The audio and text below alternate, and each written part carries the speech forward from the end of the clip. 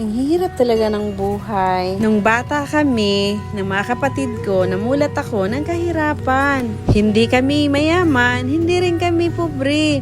Talagang mahirap lang talaga ang buhay namin. Minsan, kumakain lang kami ng isang beses sa isang araw. Minsan, wala. Napakahirap talaga ng buhay.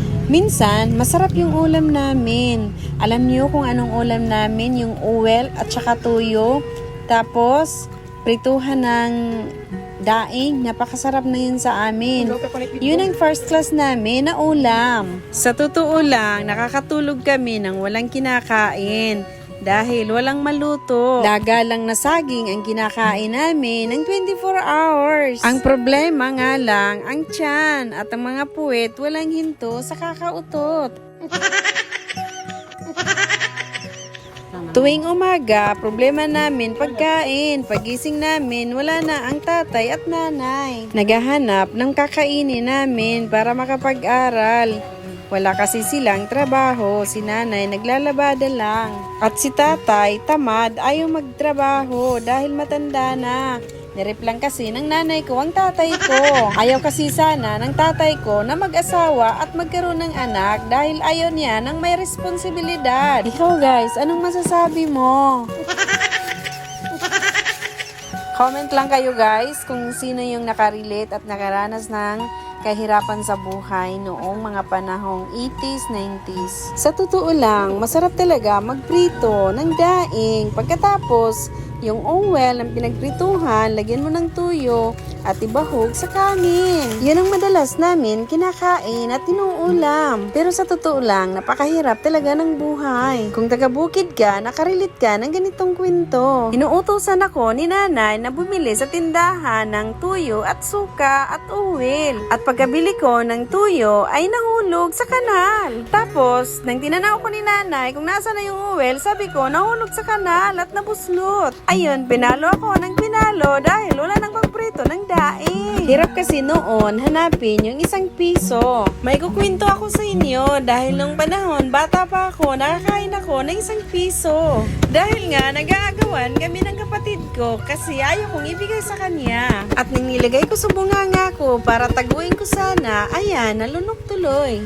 Ayan tuloy, pinalo ako ng nanay ko dahil sa takot, sa nervous ng nanay ko, pinalo ako ng pinalo at nasaktan din ako. At kalauna, dinala ko sa ospital at parang may pinainom sa akin para i-CR. Pero ngayon, ang ₱1, ₱5, ₱10, pinaglalaruan lang ng mga bata. Parang wala nang halaga. Ay nako, tumatanda na nga tayo. Sa panahon ko, malayo kasi yung mga tindahan noon. Bata pa ako, siguro mga 30 kabahay bago ka makarating sa tindahan.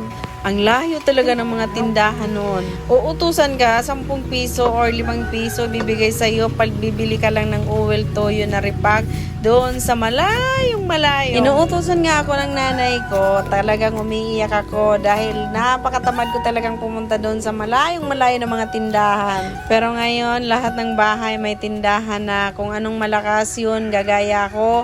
Kung magukay-ukay ako, gagaya ako. Kung magtindahan ako, gagaya ako. Lahat gaya-gaya.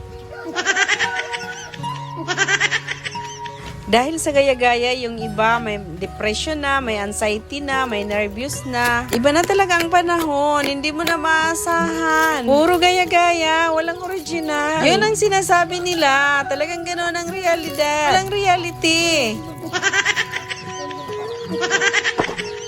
Yun ang sinasabi, tuyo ka ba? Bakit hindi ka mapura-pura sa isipan ko? Ikaw na yata ang susi ng aking pagyaman. Hala, sana all. Ang pag-ibig ko ay parang gata. Buo na sana at dinurog-durog mo pa. Sabi ng asawa ko at anak ko, nababaliw na daw ako. Ang sarap talaga mag-vlog. Nakakabata. Bitaw guys no, kanang mahinumdum manggod nato sa unang mga panahon nga lisod kaayo. Karon manggod ang pobre. Makakaon manggod sila lami nga pagkaon ba kanang mga chicken joy. Makapalit manggod ka karon og tag 30, 35, 40 depende sa kadagko. Pero agoy sa unang nga panahon lisod jud kaayo ba. Ang tindahan sa una layo ay jud. Basta permanente lagi palo ang abuton nako sa akong mama kay tamaron kapag palit dito sa kalayo pud sa imong palitan, pero karon grabe kanto-kanto na may balay-balay na ni mga tindahan, dili na katamaron. Mayon pa ko sa akong mama nga, akong anak nga, unsay paliton kay ngano man magpalit gihapon siya giyaha. Kung may pinagdaanan ka noon na nakarelate ka ng kwento na to ng buhay ko at mayaman ka na ngayon, talagang yung isang tao kahit papaano maniwalat ka sa hindi, talagang yung tao may kwento talaga ang buhay. Kahit isang service pa yung pera mo, talagang may kwento yung isang tao. Kasi wither lang naman yung buhay ng tao. Ngayon, aangat ka, tapos kalaunan, babagsak ka, or dati ka nang bumagsak, dati ka nang mahirap, at umangat ka. Pero, magpakaingat-ingat ka, dahil yun ay minsan hiram lang. Yun nga ang sinasabi ko, talagang yung buhay may kwento. Kahit pinanganak ka ng mayaman, talagang may kwento din yung buhay mo. Iba-iba naman kasi yung kwento ng isang tao. Pero pagdating sa financial, talagang lahat ng tao may kwento. Naranasan ko yung mahirap ako. Naranasan ko rin na umangat ako. Umangat ako na may mga properties akong nabili tulad ng farm. At naranasan ko rin ngayon kung paano ako bumagsak. Kaya, hindi talaga mairi sa isipan mo na ikaw ay isang pobre. Mahirap talaga maging mataas. Kailangan, kung nasa baba ka, magpakumbaba ka. Dahil yan ang pinagpala. Para ipagpala ka, pakisubscribe naman ang channel na to. Share, like, comment. Maraming salamat. Ang pagmamahal, pagdiinan mo sa kabilang kanto, naalala ko pa rin kung gaano kasakit yung pinagdaanan mo. Kaya sa buhay, huwag kang masyadong maangas. So guys, tapos na yung kwento natin. Dito na naman tayo dahil kakain na tayo. Ganito talaga kami, salo-salo sa pagkain. Kailangan talaga share your blessing. Pagkatapos pagkupras, nakapisar, ito, kakain na tayo. Para naman, dumami yung bunga ng niyog. Sana magustuhan nila yung luto ko. Kasi nga, gusto namin sana magadubo ng pato. Kaso, ayaw nga ng mga kasamahan namin. Kailangan daw talaga yung paksiw na isda. Oh, bye! Ha? Dapat bayangin mo mga friend, gagyan mo. Gingnan mo. Ang friends. Oh, bye. Bye, mga taon niya kapayas ha. Bye, nanay. Mama, kuha na. Hindi ang asukad, lakas. Ang gudaran mo lang ko. Gawin. Karaan po niyan. Sa liro. Ubuhay mo yung tubig. Ba't tayo ni bungit? Ano sa paghubo ng tubig kaning abo? Ano Ay yung marabasa. Karaan mo kanya to. Usulok mo ba ito daon? Kaya niya. Yan, kailangan mo itili doon ha. Pag napunan ang magabagan ni Lopa. Dili, usulok yan. Kami ang boy. Kita sa isa. Kubong kagon sa Boss, lang. yan yung sinugano rin yan, boss.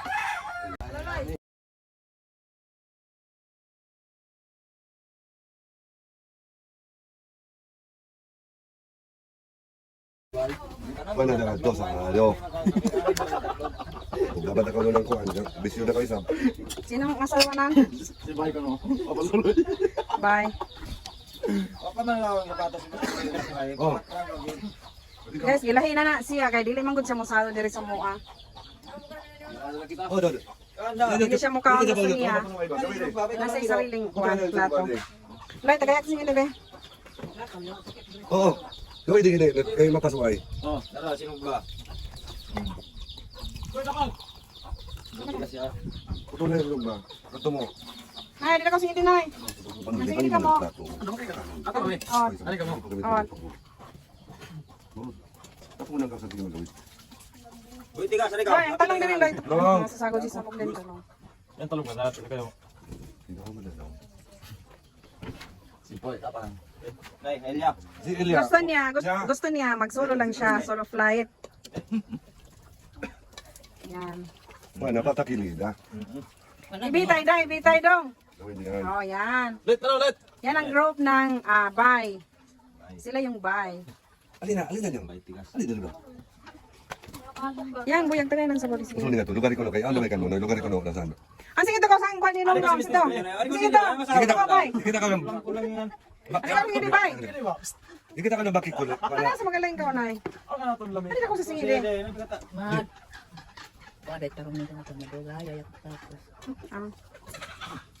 Gusto din ni nanay magano. Sariling plato. Ayaw niya ng Bodol's fight.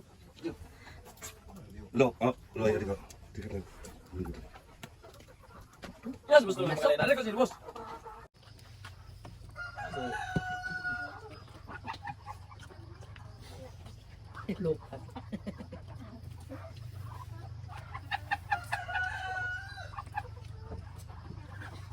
Sarap pa ganyan niya na pulas ano.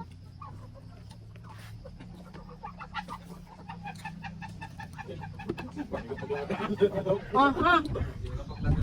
Para madagi pa yung anak nila ito. Di ba gamay na? O, basta lang ang isda. May kuan ni una yang ang payong dala ba? Kay mo ring payong ulo ba? Kasi pag kuan ba.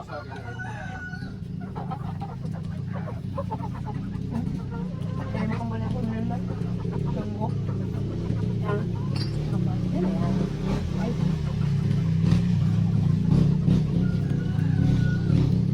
Paglingin yun, ayaw ko sa malayan o pa.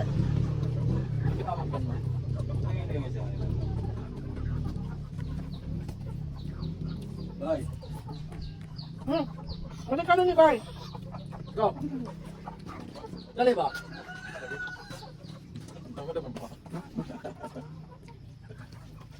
Ano ba yan ang pagkanin mo? Kay, huwag mo ko ng pagkanin yan ng biko. Yan dapat ang sila. Mali ko. Una sa pagkain. Kaso lang mga gamit tadi mga karangay. Sabi na sumimi yung kamad kaya matigang. Sabi ko kita may. Wala ka ulit. Gabi ko kita bay. Ano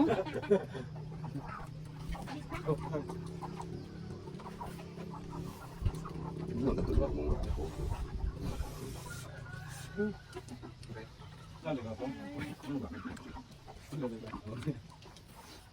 Ano may pa mo, maniguro lang magdaan. Kasawa natin, yung puti na yung mata. Ano ko sa kitin ko mga. Bigyan ba dito yung pagkanin mo? Ikaw, sige, pipatungpan mo lang kung ano lang ni Nonoy. Pagkain mo ba ka? Ah. Ulan. Wala ko no. Apa ka na ni may minang panggas nilan? Na. Pamanit nilan? Ang bakit? Ya. Saging lang kung galing luluto ka nilan. Ah, bugas. Wala sila magluto. Kaya lugi ko na sila ng mais na.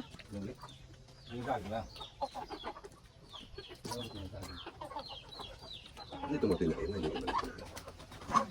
Ito ka na ito yung kasama. Ay, siguro yun. Kanon ba? Ano di ba? Kanon ba? Ano ko na? Ya. Noy, Tama na. sige. Ay, nagpapungpan na yung tao. Ayaw ka niya taper. Kaldero ayaw takip. Tungtungan ka ng ligmay. Pwede sa Ano bawah. naman siguro nito? Ang bangat eh. Ano sa bangko? Eh na, boy tabang sila. Ang panggalindagan din na doon. Gabi pa na makuman. Pwede ka? Kinain.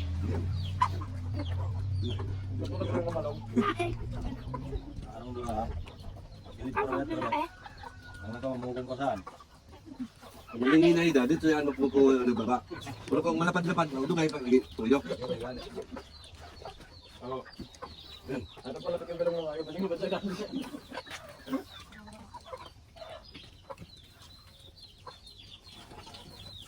Handa!